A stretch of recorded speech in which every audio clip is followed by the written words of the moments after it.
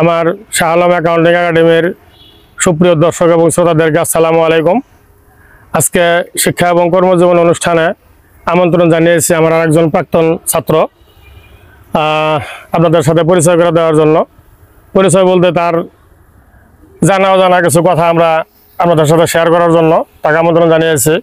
তার পরিচয় আমরা তার কাছ থেকে শুনবো। তোমার পরিচয়টা বলো। আসসালামু আলাইকুম স্যার। প্রথমেই স্যার আপনাকে ধন্যবাদ জানাই যে আমার মতো একটা প্রাক্তন ছাত্রকে স্যার আপনার এই সুন্দর একটা মুহূর্তে উদ্যোগকে স্বাগত জানিয়েছেন। আসলে স্যার সৃষ্টিশীলতা সবার মধ্যে থাকে না, এটা একটা সৃষ্টিশীলতা বলবো স্যার, একটা খুব সুন্দর উদ্যোগ যে আমরা আপনার প্রাক্তন ছাত্ররা যারা অন্য যে আপনার প্রাক্তন ছাত্রছাত্রী কিংবা যারা বর্তমানে পড়ালেখা করছে তাদের সাথে যে আপনার মাধ্যমে পরিচিত হতে পারছি, এই জন্য নিজেকে ধন্য মনে করছি। এই জন্য স্যার আপনাকে আবারও ধন্যবাদ জানিয়ে কৃতজ্ঞতা জানাচ্ছি। আমি মোহাম্মদ রফিকুল ইসলাম পলাশ, আমার বাড়ি জামালপুর জেলার মেলান্দহ উপজেলা শাহজাদপুর খানপাড়া গ্রামে। আমি এই ইসলামপুর সরকারি ডিগ্রি কলেজের 2005-06 শিক্ষাবর্ষের স্নাতক বিবিএস শ্রেণীতে পড়াশোনা করেছি এই কলেজে। সেখান থেকে স্যার আপনার ছাত্র হওয়ার সৌভাগ্য হয়েছিল। স্যার অনেক ধন্যবাদ। আমার অনুষ্ঠানের উদ্দেশ্য এরকম, তুমি যেটা বলে গেলা যে আমার প্রাক্তন ছাত্র এবং বর্তমান ছাত্রদের মাঝে একটা যোগসূত্র, একটা সম্পর্ক তৈরি করে দেওয়ার জন্য যে আমার আগের ছাত্ররা কেমন ছিল বা বর্তমানে ছাত্ররা কেমন আছে, বা আমার একজন পুরাতন ছাত্র কোন প্রতিষ্ঠানে কর্মরত আছে, সেখানে আমার একটা ছাত্রছাত্রী যদি যায় কোনো কাজে সেজন্য তার সাথে তার একটা হেল্প যেন পায় আর কি।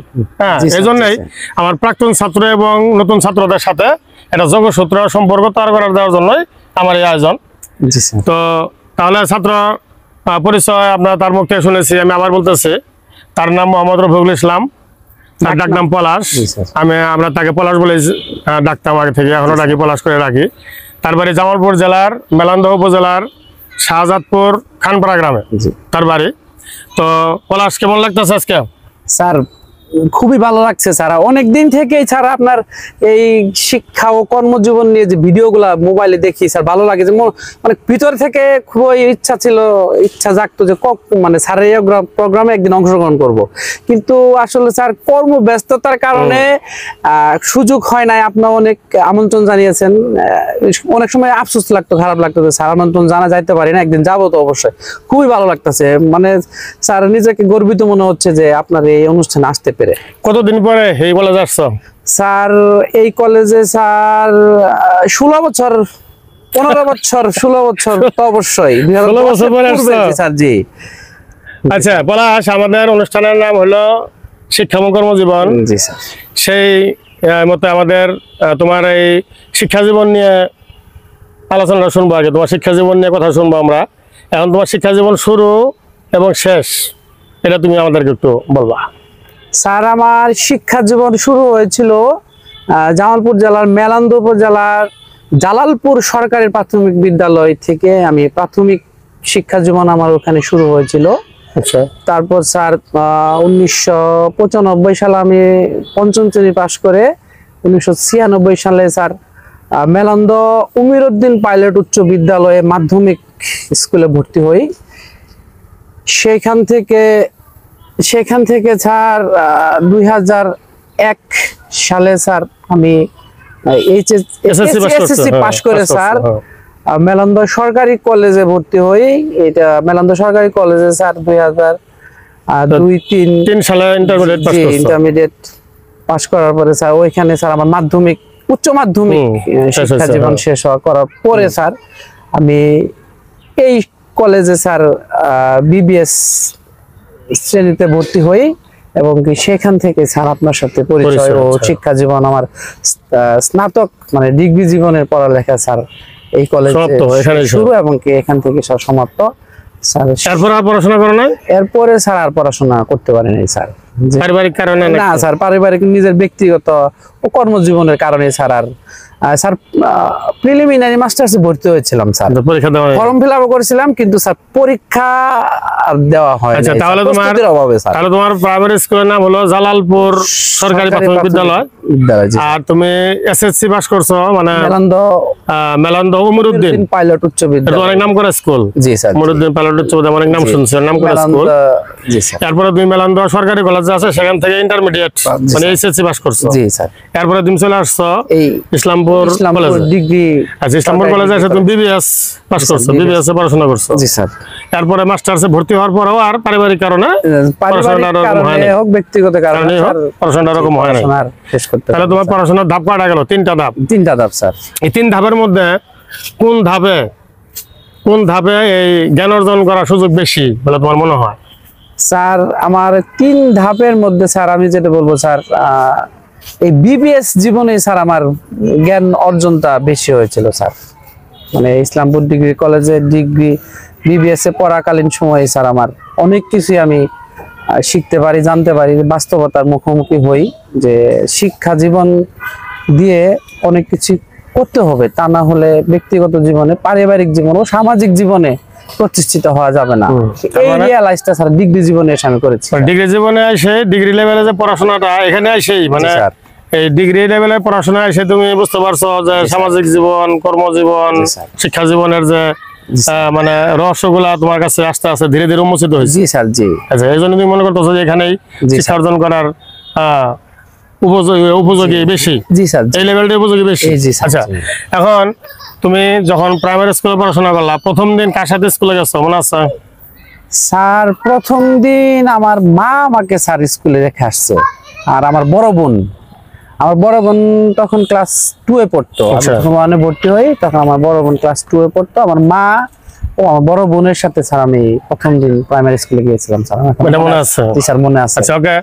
এখন এই প্রাইমারি স্কুলে তোমার এই প্রাইমারি থেকে একদম বিবিএস পর্যন্ত পড়াশোনা করলা, জি স্যার। তোমার পরিবারের এর পিছনে কার অবদান বেশি? স্যার অবশ্যই স্যার আমার মায়ের অবদান সবচেয়ে বেশি ছিল স্যার, এটা অনস্বীকার্য এক কথাই স্যার। বাবা খোঁজ খবর নেয় নাই? বাবাও খোঁজ খবর নিত, বাবা তো অবশ্যই খোঁজ খবর নিত। বাবা যখন টাকার প্রয়োজন হতো, স্কুল মানে যে কোনো প্রয়োজনে সে টাকা দিত, আম্মাকে বলতো যে এই টাকা লাগবো ওর, এর জন্য দিয়ে দিত স্যার। কিন্তু আর ওর কত দেখভাল কিংবা স্যার সার্বিক খোঁজ খবর আমার বাবা নিত না। ওই বিশ্বাস ছিল যে ও বিপদে যাবে না। জি জি, বিপদে যাবে না, আর মা আছে, ওর মা আছে, খোঁজ খবর রাখেই। তার মানে তোমার শিক্ষা জীবনে তোমার মার অবদান সবচেয়ে বেশি? জি স্যার, জি। আচ্ছা, এখন প্রাইমারি লেভেলের কোন শিক্ষকের মানে প্রিয় কোন শিক্ষকের নাম কি মনে আছে? জি স্যার, জি। নাম কি স্যার? একদম প্রিয় যে জি স্যার, জি। পুরা নাম মনে নাই, কিন্তু সুরত স্যার বলে ডাকতাম আমরা। সুরত স্যার মানে তার ভয়ে থরথর করে কাঁপতাম।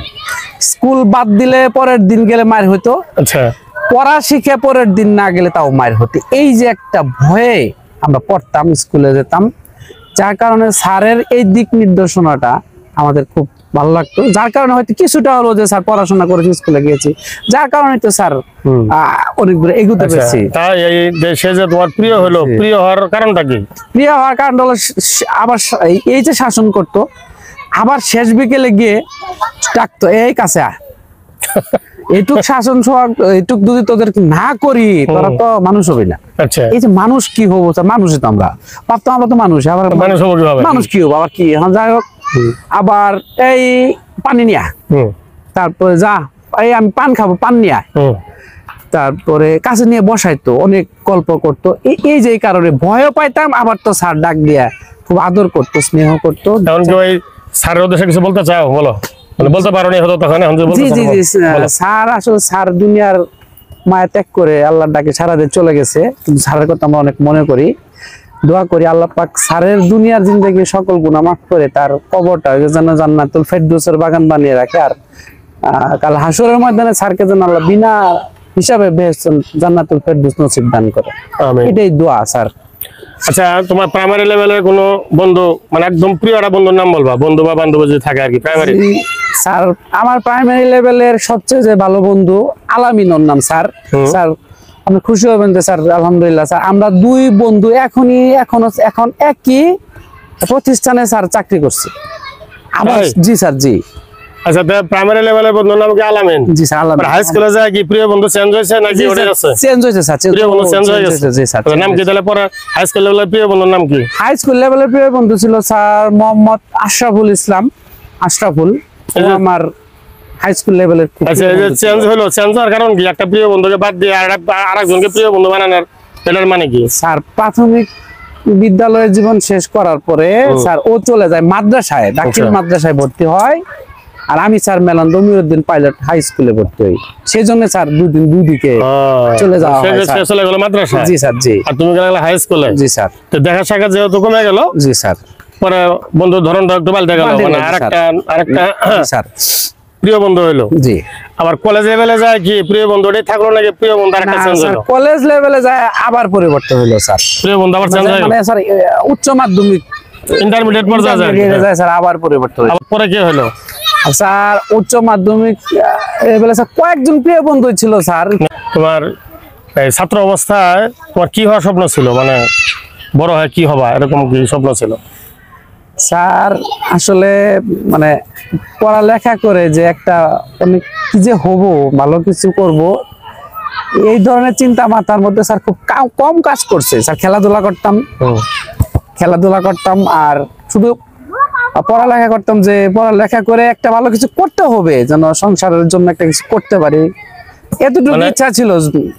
নির্দিষ্ট কোনো স্বপ্ন নাই যে আমি এই বড় ছোট স্বপ্ন দেখি নাই। আচ্ছা। তবে স্যার মাথার মধ্যে কাজ করতেছে না, আমাকে পড়ালেখা করে আর ন্যূনতম ডিগ্রি পাস করতে হবে। ডিগ্রি পাস করলে যে সমাজে পরিবারে আমার একটা মর্যাদা এই থাকবে। লেখাপড়ার পাশে খেলাধুলা করছো? জি স্যার। কি খেলছো?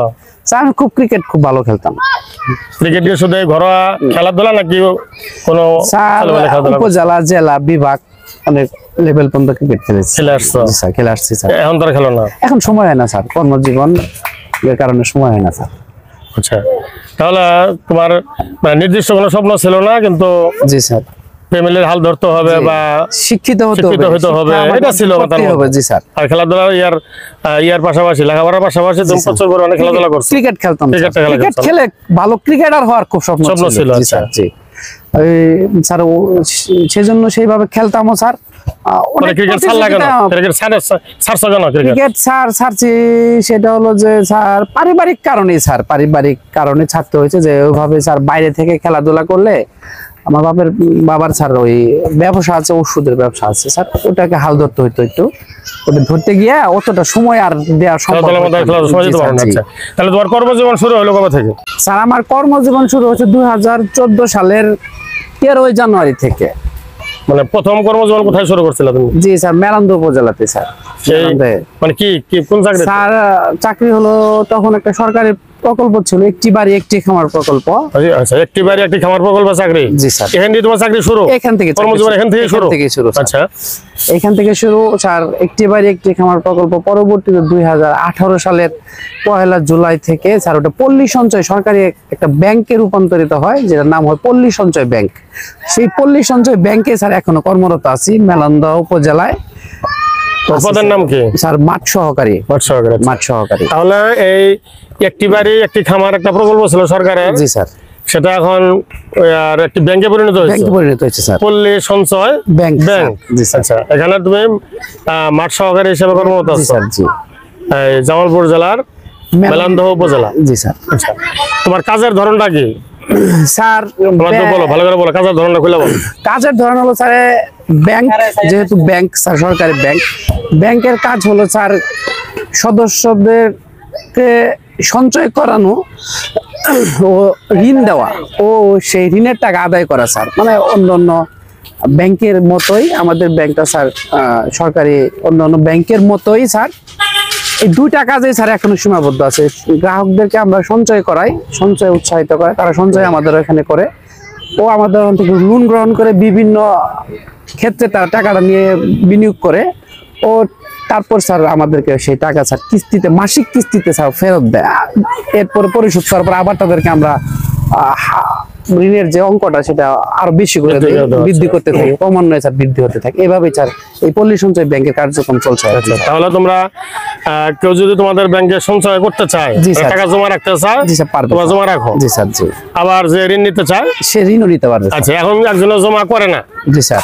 তাহলে কি সে ঋণ পাবে না? না স্যার, আমাদের এখানে আগে গিয়ে গ্রাহক হয়ে সঞ্চয় করতে হবে স্যার। একটা নির্দিষ্ট অ্যামাউন্ট আছে, ওই পরিমাণ টাকা আমাদের ওইখানে সঞ্চয় করতে হবে তাকে, তারপর সে আমাদের ঋণের আওতায় চলে আসবে। কিন্তু সরাসরি গ্রাহক হয়ে স্যার ঋণ নিতে পারে না, আমাদের এখানে এই আইনটা না। আপনার সঞ্চয় না করলে ঋণ পাবে না? জি না স্যার। আচ্ছা, এখন তাহলে যদি এক লোকে ধরো 1 লাখ টাকা সঞ্চয় করছে, জি স্যার। তাহলে সে কত টাকা ঋণ পাবে? স্যার সে আমাদের ওইখানে স্যার এত টাকা সঞ্চয় করার এখনো সুযোগ হয় না। আচ্ছা, ধরলাম 10,000 টাকা সঞ্চয় জি করছে, জি স্যার, 10,000 টাকা মানে 10% সঞ্চয় রেখে আর 90% সে ঋণ নিতে পারবে যোগ করে। তাহলে এখন 10% রাখছে, তাহলে কি সে 1 লাখ টাকা ঋণ জি পাবে? স্যার, জি 1 লাখ টাকা নিতে পারবে স্যার। তাহলে 10% আর 90% যোগ করে। 100%। জি স্যার, জি। আচ্ছা, এখন এই যে সঞ্চয় করলো, যে টাকা জমা রাখলো 1 লাখ, জি স্যার। তাকে তোমরা কত পার্সেন্ট লাভ দাও?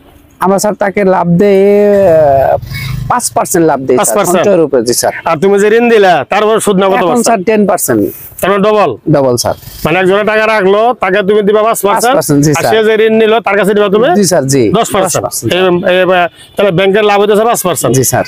ব্যাংকের লাভ হচ্ছে 5%। জি স্যার, জি। তো এইভাবে চলতেছে এইভাবে তোমাদের ব্যাংক? জি স্যার, জি আচ্ছা, চলতেছে। তাহলে অনেক লক্ষ লক্ষ টাকা ঋণ দেওয়ার মতো জি স্যার। পরিবেশন তো আর হয়নি তোমাদের ব্যাংকে। প্রথমে আমরা লক্ষ লক্ষ টাকা দিই না, আমরা প্রথমে 50,000 টাকা দিয়ে শুরু করি, তারপরে 1 লাখ, তারপরে 1,50,000, তারপরে 2 লক্ষ, তারপর 2 লক্ষ, মানে 50,000 টাকা করে সিলিং আমরা আচ্ছা, বৃদ্ধি করে করে দেই। এরপর তোমার কিস্তি নেওয়া হয় মাসে মাসে? জি স্যার, মাসে। সপ্তাহে না? না স্যার। মাসে কিস্তি নেওয়া হয়।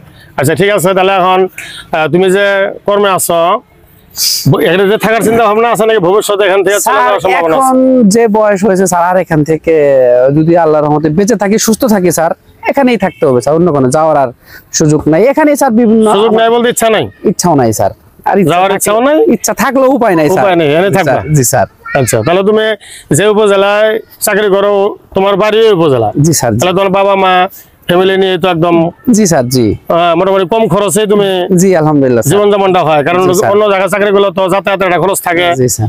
ওখানে আর একটা সংসার পাতার একটা খরচ থাকে। জি স্যার। তোমার তো সেই খরচটা নাই। না স্যার, না। আচ্ছা, এখন কি তুমি ব্যক্তিগত একটা কথা বলি, তুমি বিয়ে করছো? জি স্যার, বিয়ে করেছি স্যার কোন সালে বিয়ে করছো? 2010 সালে স্যার। তাহলে চাকরি হলো 12 সালে? চাকরি স্যার 14 সালে হয়েছে। এই বিয়ে আগে বিয়ে করছো? আগে বিয়ে করেছিলাম। বেকার অবস্থা বিয়ে করছো? জি স্যার, বেকার অবস্থায় বিয়ে করেছি। আর বিয়ে কি পারিবারিক ভাবে করাইছে নাকি নিজে নিজে করছো? পারিবারিক নিজে দুইটা মিলেই স্যার। যেমন স্যার পরিচয় না জানা পরিচয় ছিল। মানে খাতির ছিল আগে থেকে? জি স্যার, পরিচয় ছিল। আগে থেকে খাতির ছিল? পারিবারিকভাবে, জি স্যার। খাতির ছিল, তাহলে কি কয় বছর খাতির ছিল? 1 বছরের একটু বেশি, 1.5 বছরের মতো স্যার। আচ্ছা, তাহলে প্রথম পরিচয় হলো কোথায়? প্রথম পরিচয় হয়েছিল স্যার ওদের বাড়ির পাশে একটা খেলার মাঠ ছিল স্যার, ওখানে খেলতাম। কোন এলাকায় সেটা? এটা স্যার এই শিমুলতলা, জামালপুর জেলা, মেলান্দু উপজেলা যে শিমুলতলা মোড় আছে, শিমুলতলা মোড় আছে, শিমুলতলা হ্যাঁ। মোড় থেকে একটু এদিকে মেলান্দুর দিকে যেতে ওখানে একটা খেলার মাঠ ছিল। খেলার মাঠ খেলা শেষ করে ওদের বাড়ির সামনে গিয়ে বসতাম। আচ্ছা। একটা দোকান ছিল, পানি খাইতাম, কোনো খাওয়ার প্রয়োজন হলে খাইতাম। তখনই এই আর কি যাই হোক দেখাশোনা, তারপর কথাবার্তা, পরিচয় পরে প্রেমের অফার কে দিল আগে? স্যার। প্রেমের অফার সেই দিছে না তুমি সে দিছো? আমাকে আগে দিয়েছিল। সেই অফার দিছে? জি স্যার। এই সরাসরি অফার দিছে নাকি না, মোবাইলে? মাধ্যমে স্যার। তখন তো মোবাইল অ্যাভেলেবল ছিল না। একজনের মাধ্যমে 9 অফার সালে। দিছে? জি স্যার। সেটা কি ছেলের মাধ্যমে না মেয়ের মাধ্যমে? মেয়ের মাধ্যমে। ওই মেয়ে তোমার পরিচিত ছিল? মেয়ে পরিচিত ছিল স্যার। আচ্ছা, পরে সম্পর্ক হয়ে গেল 1 বছরের? জি স্যার। তারপরে তুমি কি বাড়িতে বলছো জি স্যার, জি। যে আমার সাথে এরকম? জি জি। কি বলছো? মাকে বলছিলাম স্যার যে এরকম একটা মেয়ে আমাকে পছন্দ করে। পরে আমার মা বলছে ঠিক আছে, আমরা গিয়ে দেখি, যদি পছন্দ হয় তারপর সম্বন্ধের চিন্তা ভাবনা করা যাবে। তারপরে? পরে স্যার আমার মা গিয়ে দেখলো, দেখার পরে পছন্দ করছিল স্যার। পছন্দ করার পরে তারপরে স্যার পারিবারিক ভাবেই বিয়ের অফার কই থেকে আসো? তোমাদের বাড়ি থেকে দিল বিয়ের অফার নাকি আমাদের বাড়ি থেকে বিয়ের অফার দিয়েছে স্যার। পরে বিয়ে হয়েছে? জি স্যার। তার মানে পারিবারিক ভাবে বিয়ে হয়েছে, কিন্তু পছন্দ ছিল বা খাতির ছিল আগে থেকে? আগে থেকে পরিচয় ছিল। 1 বছরের মতো খাতির ছিল? 1 বছরের একটু বেশি স্যার। আচ্ছা, তো ছেলে মেয়ে কয়জন? স্যার আমার ছেলে মেয়ে 2 জন। 2 জন ছেলে মেয়ে? ছেলে মেয়ে নিয়ে কি পরিকল্পনা কি স্যার? ছেলে মেয়ে নিয়ে পরিকল্পনা হলো স্যার, এখন মেয়েটা স্যার ক্লাস 4-এ পড়ে, পড়ালেখা করে মানুষের মতো মানুষ যেন হয় সেই চেষ্টা আমি করছি। এখন তাদের ভাগ্যে যা আছে যাচ্ছে এখন, আল্লাহ পাকি ভালো। আচ্ছা, তাহলে যে এই বিয়ে যে করলা, এই বিয়ের আগেই ভালো ছিল নাকি বিয়ের পরে ভালো হলো জীবনটা? স্যার বিয়ের আগের জীবনও ভালো ছিল, বিয়ের পরের জীবনও ভালো। তারপরেও স্যার বিয়ের পরের জীবন অনেক দায়িত্ব বেড়ে যায় স্যার, দায়িত্বশীলতা আসে যে না এখন বিয়ে করেছি, সংসার, তারপরে পারিবারিক দায়িত্ব দুইটা স্যার তখন কাঁধে আসলো। তখন স্যার এই দায়িত্ব বোধের জীবনটার মধ্যে চলে গেলাম স্যার। তখন কর্মব্যস্ততা স্যার অনেক বাড়লো।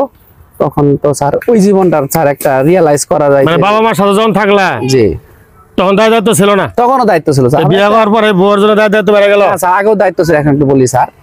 আমি আমার কর্মজীবন যেমন আমার বাবার যে ওষুধের ব্যবসাটা, এটা কিন্তু স্যার আপনিও জানেন স্যার, হ্যাঁ মেডিসিনের ব্যবসা ছিল তোমার বাবার। এটা কিন্তু আমি সেই স্কুল জীবন থেকে বাবার সাথে করতাম। সেই হিসাবে স্যার দেখা যায় যে একটা কর্মের সাথে আমি জড়িত ছিলাম। তখন আমার বাবা মা চিন্তা করলো যে ও তো কর্ম আমাদের সাথে করেই, পড়ালেখাও করতে আছে। তখন আমার বাবা মা চিন্তা করলো যে না, যেহেতু সম্পর্ক চেনা জানা পরিচয়, বিয়ে করানো যা। তখন আমার বাবা মা চিন্তা করলো তাহলে বিয়ে করা, ও তো দায়িত্ব পালন করেই, সংসারের দায়িত্ব প্লাস বিয়ে করার পর আরো দায়িত্ব বাড়বো, তখন দেখা যাবে যে কর্মেতে আরো সময় দেবো।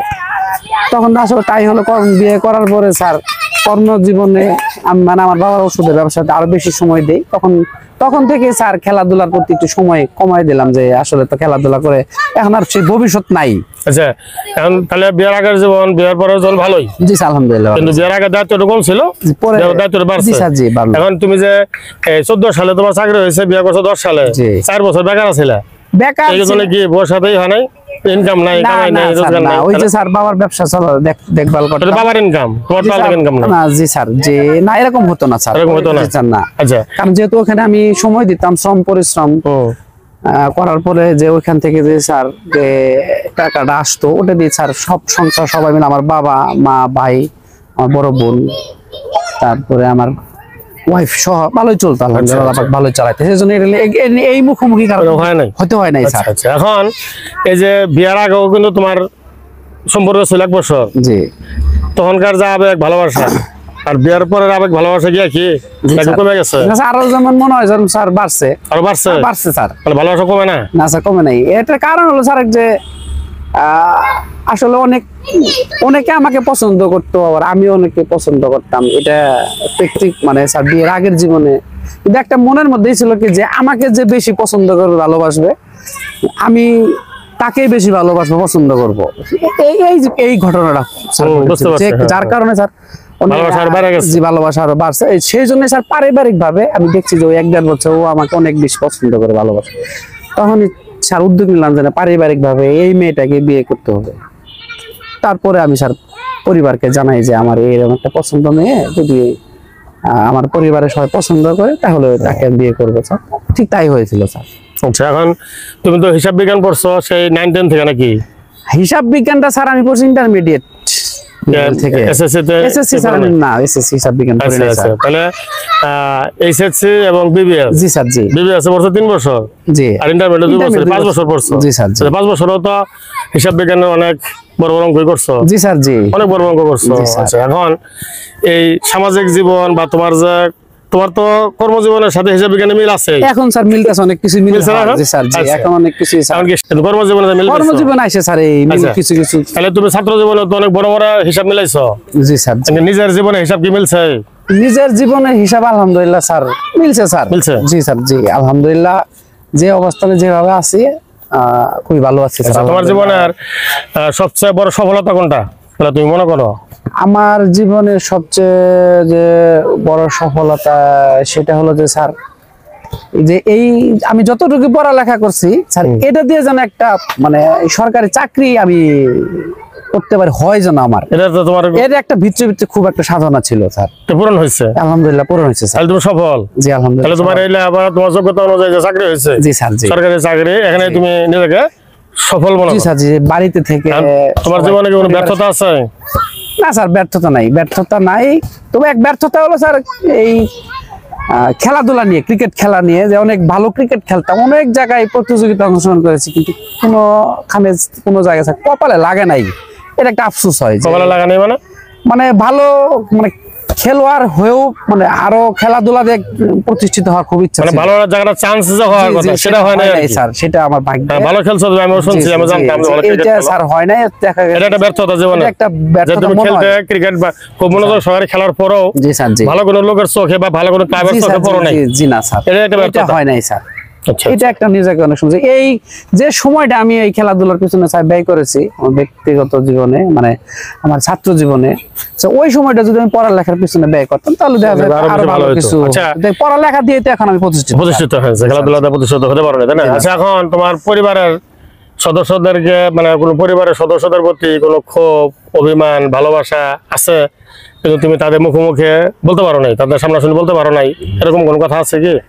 তাহলে তুমি আজকে বলতে না পারো। স্যার, আমার পরিবারের আমার বাবা মা, এক ভাই এক বোন, পরবর্তীতে আমার স্ত্রী, আমি এদের প্রতি আমার কোনো মানে অভিযোগ নাই, বরং আমি দোয়াই করি সবাই যেন ভালো থাকে। কোনো ক্ষোভ নাই, আমাকে তারা সবাই সহযোগিতা করে, কোনো অভিমান নাই। না আমার বড় বোন স্যার যেমন ময়মনসিংহ আনন্দমোহন অনার্স করতো, সে বাড়িতে আসার পরে জিজ্ঞেস করে তোর তুই কি আছে কোনো জায়গায় খেলতে যাবি, তোর কাছে টাকা আছে? আচ্ছা, বলতাম যে আপা আছে, কিন্তু অনেক দূরে ময়মনসিংহ যেতে হবো, হয়তো কম আছে, তাহলে নে, আমার কাছে কিছু টাকা বেশি হয়েছে নে। এভাবে আমাকে সহযোগিতা করতো। আমার ছোট ভাইও দেখা যায় যে বা আব্বা অনেক সময় কোনো কাজে বাড়ির বাইরে গেলে যে দোকানটা চালাতে হবে, তখন আমার দায়িত্ব। ছোট ভাইকে বলতাম যে আজকে একটা খেলা আছে জামালপুরে, একটু আমি তো খেলতে যাবো, তুই একটু দোকানটা দেখ। আচ্ছা, ভাই জান ওই তারাও স্বপ্ন দেখতো যে আমি যে ভালো খেলতাম, যদি একটা ভালো খেলোয়াড় হতে পারি, তাহলে সমাজ কিংবা সমাজে পারিবারিক ভাবে, সামাজিক ভাবে খেলোয়াড়ের একটা সুনাম সারা দেশে ছড়িয়ে পড়ে, এরকম তারাও স্বপ্ন দেখতো। তারাও আমাকে সহযোগিতা করতো, এই জন্য স্যার তাদের প্রতি আমি কৃতজ্ঞ। ওই সময় খুব সহযোগিতা করতো। আচ্ছা, এমনকি তুমি গান জানো? স্যার গান তো জানি স্যার, গান পারি, বলতে পারি, অনেক গানই জানি, কিন্তু স্যার গানের যে সুর সেটা তো আমার নাই স্যার। সুর না হলে আমরা গান শুনতে চাই আর কি স্যার। এখনো মাঝে মাঝে মাঝরাতে ঘুমের ঘরে শুনি তোমার পায়ের আওয়াজ, যেন তুমি এসেছো ফিরে, তুমি চলে গেছো অনেক দূরে, সেই মনে রাঙিনা ছেড়ে, তুমি চলে গেছো অনেক দূরে, এই মনে রাঙিনা ছেড়ে। এই রাত সেই রাত কেটে গেছে কত রাত, কষ্টের হাওয়া বুকে নিয়ে আমি কাটাই প্রহরা, ভালোবাসা একা বেদনারি চরে, তুমি চলে গেছো অনেক দূরে, এই মনে রাঙিনা ছেড়ে। ধন্যবাদ। আমরা আরেকটা গান শুনবো, আরেকটা গান গাও। ভালোবেসে গেলাম শুধু, ভালোবাসা পেলাম না, আশায় আশায় দিন যে গেল, আশা পূরণ হলো না।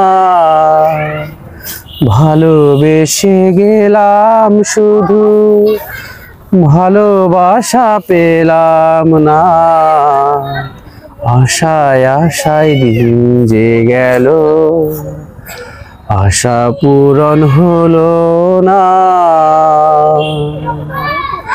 কারো আশার তরি হাইরে পাই খুঁজে কিনারা, নিরাশারি আধার আমার করে শুধু ইশারা, কারো আশার মালা খানি কণ্ঠেতে শোভা পায়, আমার আশার ফুলগুলো সব ঝরে ঝরে পড়ে যায়, কেন জানি না আমি, কেন জানি না। ভালোবেসে গেলাম শুধু, ভালোবাসা পেলাম না, আশায় আশায় দিন যে গেল, আশা পূরণ হলো না। ধন্যবাদ। শাহ আলম অ্যাকাউন্টিং একাডেমির সুপ্রিয় দর্শক এবং শ্রোতাদেরকে ধন্যবাদ জানিয়ে আজকের অনুষ্ঠানে একদম শেষ পর্যায়ে চলে আসছে। তো আমি আমার যে প্রাক্তন ছাত্র পলাশ, আমি তার পরিচয় আমি আপনাদেরকে আবার জানিয়ে দিচ্ছি। তার নাম মোহাম্মদ রফিকুল ইসলাম পলাশ। সে জামালপুর জেলার মেলান্দহ উপজেলার শাহজাদপুর গ্রামে খানপাড়া, হ্যাঁ শাহজাদপুর খানপাড়া গ্রামে তার জন্ম। তো আজকে তার সাথে আলোচনা করে তার জানা এবং অজানা অনেক তথ্য আপনাদের সাথে শেয়ার করলাম। হয়তো অন্য আর একদিন অন্য একজন প্রাক্তন ছাত্র অথবা ছাত্রীর সাথে আবার আমরা আপনাদের সাথে তার জীবনের স্মৃতি এবং তার জানা অজানা তথ্য শেয়ার করবো ইনশাল্লাহ। তো আমি আজকে এখন আপনাদের কাছ থেকে বিদায় নিব। তার আগে আমি পলাশকে অনুরোধ করব আমার যে শাহ আলম অ্যাকাউন্টিং একাডেমি আছে সেই একাডেমি সম্বন্ধে, আমার যে পেজটা আছে সেই পেজ সম্বন্ধে কিছু বলার জন্য। ধন্যবাদ স্যার এই অনুষ্ঠানে আমাকে অংশগ্রহণের সুযোগ করে দেওয়ার জন্য। আর এই পেজের আপনারা যারা আছেন তারা সকলেই পেজের ভিডিওগুলো সুন্দর করে দেখবেন, দেখলে অনেকের সাথে পরিচিত হতে পারবেন। তারপরে কমেন্ট করবেন, লাইক করবেন, শেয়ার করবেন, যাতে স্যারের এই উদ্যোগটা সকলের মাঝে খুব বেশি বেশি ছড়িয়ে ছিটিয়ে যায়। আমরা যারা স্যারের প্রাক্তন ছাত্র ছিলাম তারা সবাই যেন একে অপরের সাথে আবারও পরিচিত হতে পারি স্যারের এই মাধ্যমে। ধন্যবাদ স্যারকে। আসসালামু আলাইকুম।